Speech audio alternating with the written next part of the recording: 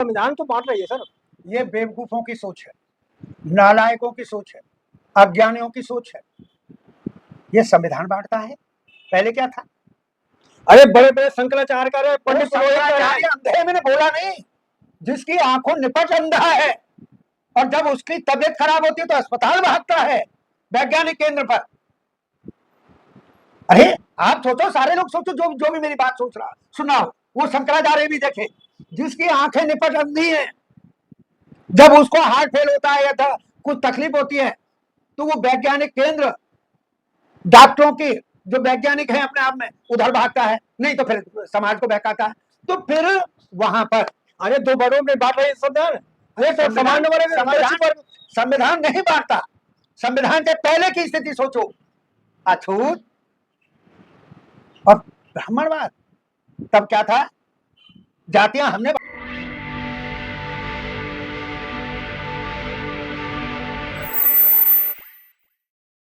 जय भीम, मैं मेवालाल। साथियों, मैं आज एक विशेष मुद्दे पर मैं चर्चा करने के लिए आया हूं। हमारे मेहमान एडवोकेट सुरेश चंद्र सर हैं। जो ये वीडियो आपको आ रहा तो बहुत समझदार की वीडियो है, इसको समझने लायक है। आप अंत तक इस वीडियो को देखें ताकि सही आपको जानकारी मिल पाएगी। मैं आपको यही आपसे निवेदन है। इनसे समझो कि आखिर जो देश में चल रहा है कि पाखंड किस तरह से महिमा मंडित किया जा रहा है, देश को जातियों में बांटा जा रहा है और एक जात ऊंची है, एक जात बड़ी है, एक ही जात को विशेष अधिकार है, एक जात का केवल दान दक्षिणा देने का अधिकार है। केवल अगर संविधान को कोई महिमा मंडित नहीं कर रहा, केवल मनुस्मृति को महिमा मंडित किया जाता है। मास्टर जी, सबसे पहले मैं आपसे जानूंगा आपसे, कोई आपके पास ऐसे प्रमाण है जिससे पाखंड को, अंधविश्वास को दूर किया जा सकता है?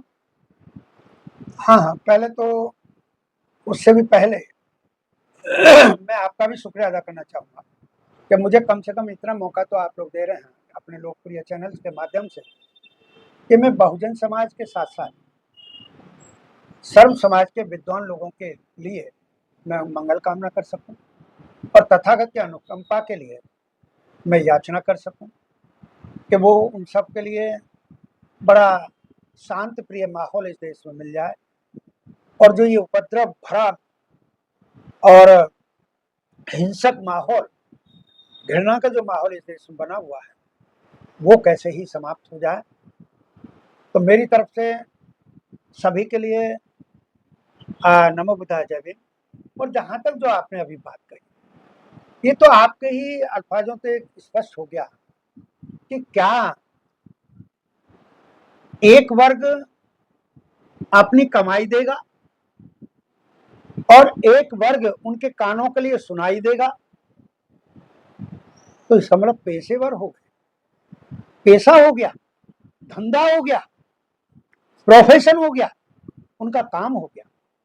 तो वो अपना रोजी रोटी का साधन है। कथा भागवत सुनाना मैं नहीं सुनता हूं, मेरी समझ नहीं आता है, सब पोप लीलाएं हैं, कोई आधार नहीं है, आधार विहीन है। आपको डर नहीं लगता? नहीं, किस बात का डर लगे? घर में कलेश होता है, अब आपका प्रगति नहीं, तो वही नहीं, प्रगति में देखिएगा, मैं अगर अपना इतिहास बता दूं आपको तो मैं तो बहुत मतलब गरीब परिवार का बेटा हूं। मेरा बाप अनपढ़, मेरी माँ अनपढ़, मेरा, अरे मैं तो ब्राह्मणवाद का पूरा सताया हुआ हूं। आपने याद दिलवा दी। मेरा IIT हाउस खास में एडमिशन हुआ बीटेक में, यही महीना 1973 में, जुलाई 1973 में, और कराकोरम हॉस्टल अलर्ट हुआ। घर में कलेश हो तो हवन करा लो, सब दूर हो जाता है। ना, कुछ नहीं। बाबा साहेब के सिद्धांतों पर चला, अपने संत महापुरुषों को पढ़ा, उनके दिए हुए रास्ते पर चला हूं, शिक्षा हासिल की है। माँ बाप जितना पढ़ा सके पढ़ाया उन्होंने, उसके बाद मैंने स्वयं अपने आप शिक्षा ग्रहण की है। 12 तक मेरे माँ बाप ने पढ़ाया मुझे। आफ्टर दैट मैंने BA किया, आफ्टर दैट मैंने MA इकोनॉमिक्स में किया, आफ्टर दैट मैंने LLB किया, आफ्टर दैट मैंने diploma personal management industrial relationship किया, आफ्टर दैट मैंने CI भी किया बैंकिंग में।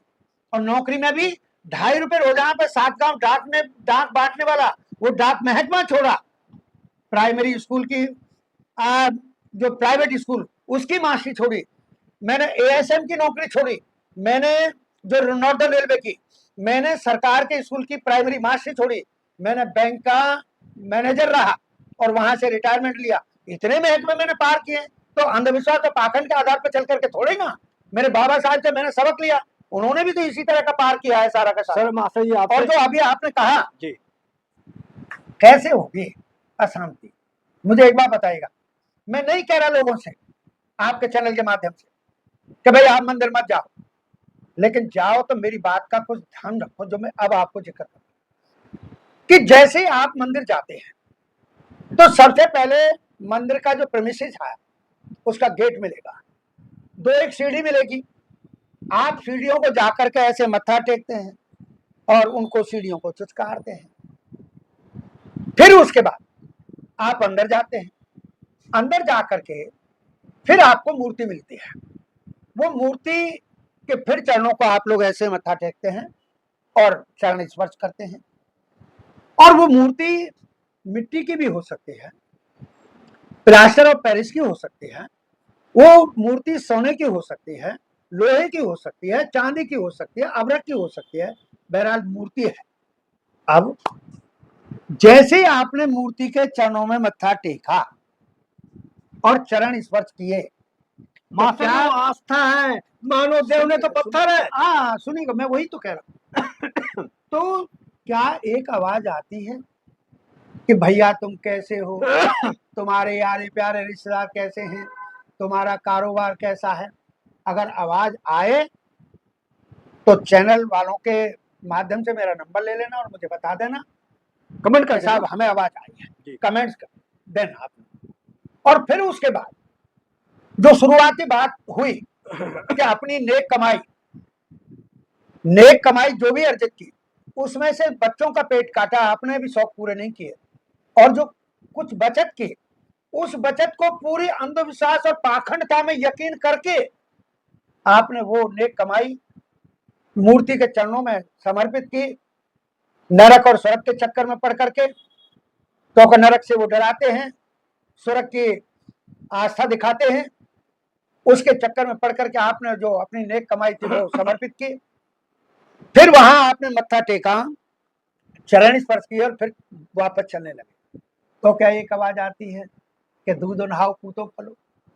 अगर ये आवाज में आती हो, मेरा बहन बेटियों से भी सवाल है, क्योंकि बहन बेटी ही अंधविश्वास और पाखंड में सबसे बड़ी सहयोगी है, पढ़ी लिखी भी। तो अगर ऐसा आता है तो फिर मेरा वही रिक्वेस्ट है कि वो कमेंट दें अपने। अब मैं नेक्स्ट सवाल जिस स्थान पे जाने पर कोई दो शब्द राजी खुशी के न पूछ पाता हो और विदा होते वक्त दो शब्द दुआ के न दे पाता हो, तो क्या वहां जाना चाहिए या नहीं जाना चाहिए? दिमाग तो लगाना चाहिए और अंधविश्वास और पाखंड से हमको दूर रहना चाहिए। मेरा ये सवाल है मास्टर जी, आज पूरे देश में कहा जाता है कि संविधान ही सबको अधिकार देता है, सुरक्षा देता है और मनोविज्ञान की बात संविधान करता है, लेकिन दूसरी तरफ बात ये आ रही है संविधान दो वर्गों में बांटती है, एक तरफ जो सामान्य वर्ग, दूसरी तरफ आरक्षित वर्ग।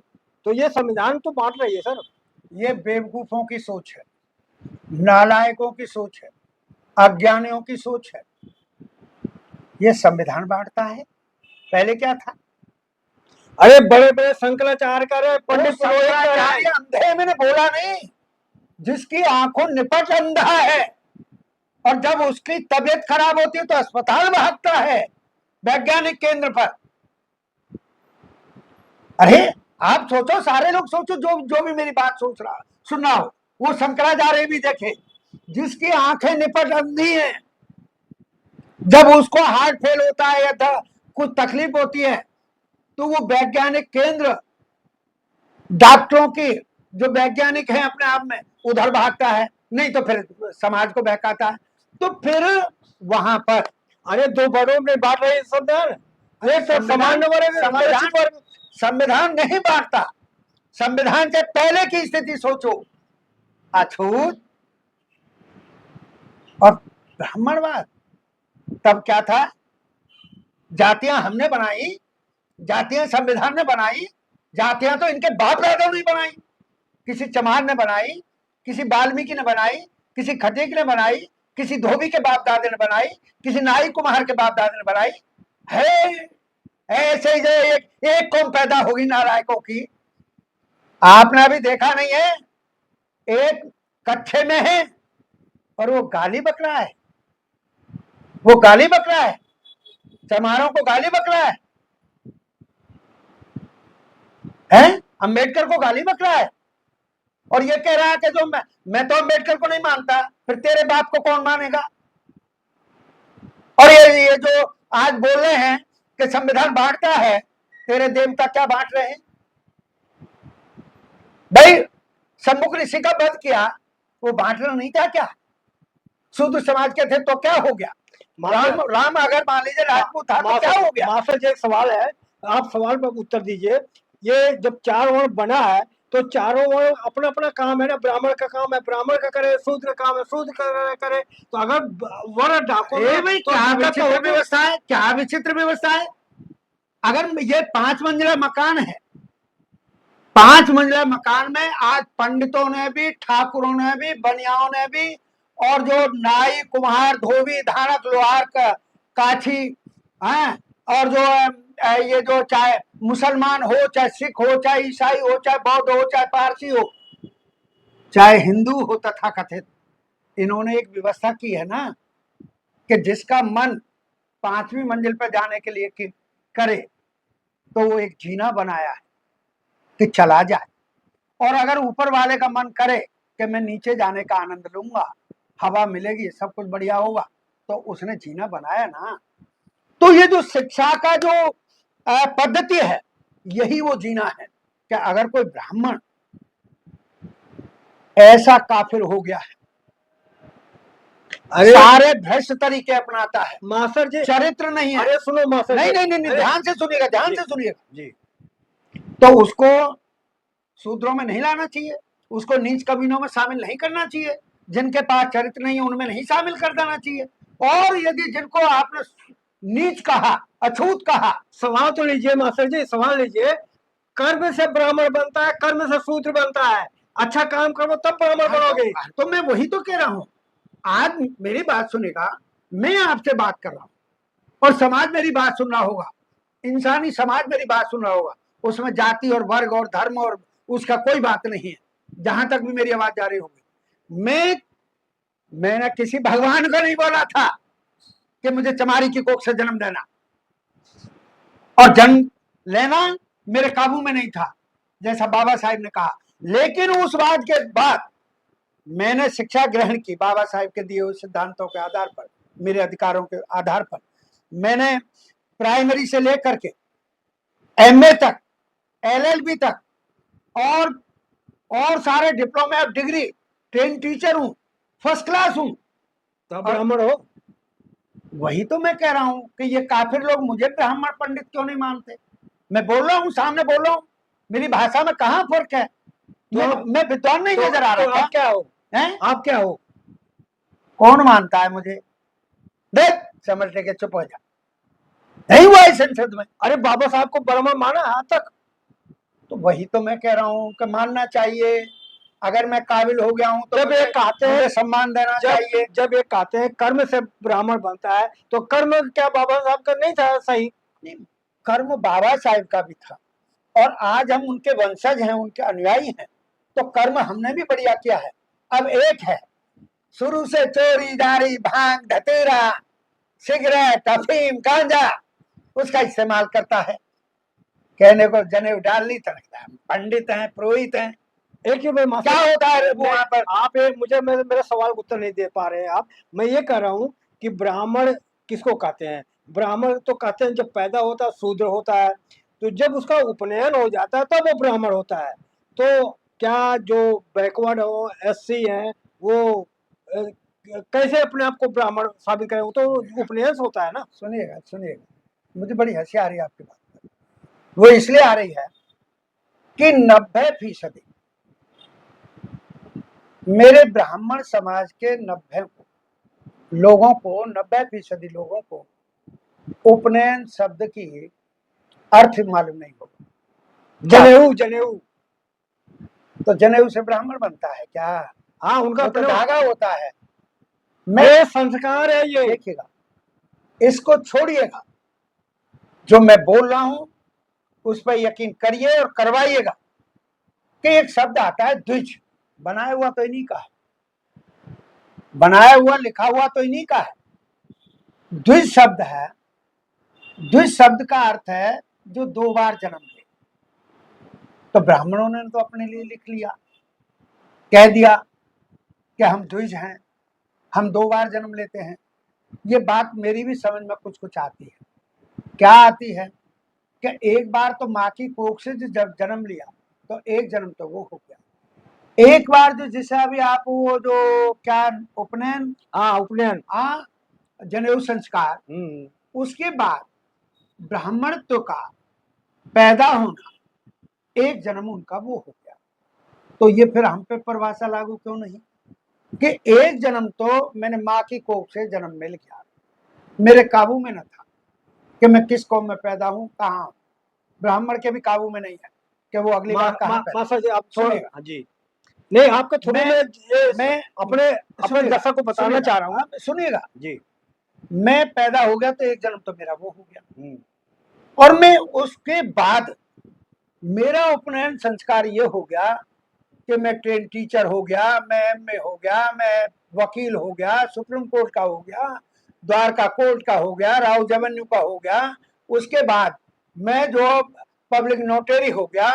तो मैंने ये दूसरा जन्म मेरा क्यों नहीं मानते? आप मैं तो धर्म विद्वान हो गया। आपने धर्म शास्त्र तो पढ़ा ही नहीं ना। नहीं, मैंने क्या पढ़ा है? ये कानून शास्त्र पढ़ा के धर्म शास्त्र पढ़ा, इसीलिए तो अंग्रेजों ने इनसे ये सब छीन लिया था। जो ये नरबली देते थे छीन लिया, शूद्रों को जमीन में गड़वा देते थे छीन लिया, औरतों को जो है सती प्रथा में जला देते थे वो छीन लिया। एक प्रथा रह गई है, उस पर भी अंग्रेजों ने काम किया था, जो साउदर्न में पाई जाती है, देवदासी कशन, आज भी बाकी है इस देश में। तो संविधान इस काम को कर रहा है, धीमे धीमे कर रहा है, और हम लोग भी कर रहे हैं। सर मैं आपसे पूछ रहा हूँ कि हमारे दर्शक नहीं समझ पाते कि जो उपनयन होता है किनका होता है।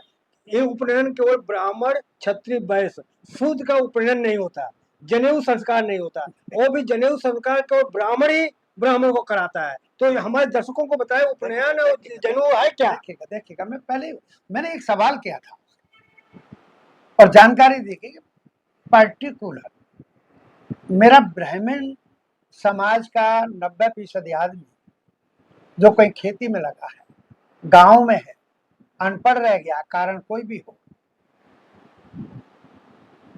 उसको भी नहीं पता है कि उपनयन संस्कार होता क्या है, जनेऊ धारण संस्कार होता क्या है। और जो अभी आपने कहा बनियाओं का कोई जनेऊ संस्कार या उपनयन संस्कार नहीं होता। नहीं, मैंने सुना 3 वर्ग का होता है, ब्राह्मण क्षत्रिय वैश्य, शूद्र का नहीं होता। बनियाओं का कहीं मैंने न तो पढ़ा न मैंने देखा, और ठाकुरों का भी कोई जनेऊ संस्कार नहीं होता। सर मैं आपको और मास्टर जी, मैं सरिता में पढ़ा था कि ब्राह्मण क्षत्रिय वैश्य तीनों का जनेऊ होता है, अलग अलग होता है। कैसे? ब्राह्मण बाएं से दाएं, क्षत्रिय दाएं से बाएं, और जो वैश्य होता है ये दोनों भुजाओं के ऊपर बीच में गले में ये पहनते हैं। सर इस कस्टम से बड़ा मनुस्मृति है इनकी। मनुस्मृति के हिसाब से समाज सुने, मनुस्मृति को मानने वाले तीनों वर्ग सुने, और उनके अंधभक्त सुने, और आप भी जाने। मनुस्मृति में जिक्र आता है कि ब्राह्मण वंश अपनी ब्राह्मणी से किसी भी तरह का संपर्क साध सकता है, उसकी तरफ कोई भी बनिया, ठाकुर और शूद्र और कोई भी निगाह भर करके देख नहीं सकता है। मैं नहीं कह रहा हूं, मनुस्मृति पढ़े। ठीक उसी प्रकार पंडित जी अगर उनको कोई ठकुरानी पसंद आ जाती है तो उसके साथ, मैं नहीं कह रहा कि जबरदस्ती या वैसे, कैसे भी संपर्क साध सकते हैं, नातेदारी बना सकते हैं, संबंध बना सकते हैं, लेकिन ठाकुर साहब पंडितानी को नहीं देख सकते। तीसरे, बनियानी अगर पसंद आ जाती है तो बनियानी पर पंडित जी तो अधिकार रख सकते हैं, लेकिन बनिया पंडितानी पर अधिकार नहीं रख सकते। बादवा की ललुआओं का तो कहना ही क्या है। अगर चमारी पसंद आ जाए, अभी आप व्यवहारिक इतिहास को नहीं जानते, एक घास की गठरी पर सर इस मास्टर समाज की बहन बेटियां मास्टर अपनी जी, इज्जत लुटाती हैं। मैं तो जो आपने कहा उपनयन संस्कार केवल एक का होता है इस देश में, और किसी के पास नहीं है। साउथ इंडिया में वही कम होगी, उत्तरी में वही होगी, पश्चिमी में वही होगी। धन्यवाद। तो ये थे एडवोकेट सुरेश चंद्रा जी। सर आप लोगों का जितने भी प्रश्न थे, मैं लगभग सारे प्रश्नों का उत्तर हमारे सुरेश चंद्रा सर के द्वारा आपको मिल गया होगा। अगर कोई सवाल रह गया हो तो कमेंट में जरूर लिखें, ताकि अगला वीडियो बनाऊं तो आपके प्रश्नों का सारा उत्तर इस वीडियो में आपको दे सकूं। और आप कहाँ से देख रहे हैं कमेंट में जरूर लिखें, और आप नए हैं तो हमारे चैनल को सब्सक्राइब करें, लाइक करें, कमेंट करें। आपसे यही सबसे बड़ा योगदान है, आपके सहयोग मांग रहा हूँ कि आप हमारे चैनल को सब्सक्राइब करें, लाइक कमेंट करें, और हो सके तो हमें आर्थिक मदद भी दे सकते हैं। धन्यवाद। मैं मेवालाल, दिल्ली। मेरी तरफ से भी आप लोगों के लिए अनुरोध है कि जो लोकप्रिय चैनल है, सच्ची और अच्छी खबर आपके बीच लाते हैं। सच्ची और अच्छी जो विचारधारा है उसको आपके बीच तक लाते हैं। आप उसे ध्यानपूर्वक सुने, उनको यथासंभव जो भी जिस तरीके का भी मनोबल उनको दे सकते हैं, मनोबल देने का प्रयास करें। और मेरी तरफ से एक बार पुनः आप सभी लोगों का तहे दिल से शुक्रिया, साधुवाद, धन्यवाद। और पुनः अम्बेडकरवाद की तरफ बढ़ें, अंधविश्वास और पाखंड से बचें, आपका कल्याण हो जाएगा। और जो आज के बाबा लोग जैसे हाथ का इशारा करते हैं, मैं भी उसी तरह का, मेरे तथागत ने भी इस तरह की ही बात कही है कि कल्याणम भव, सदैव खुशहाल रहें।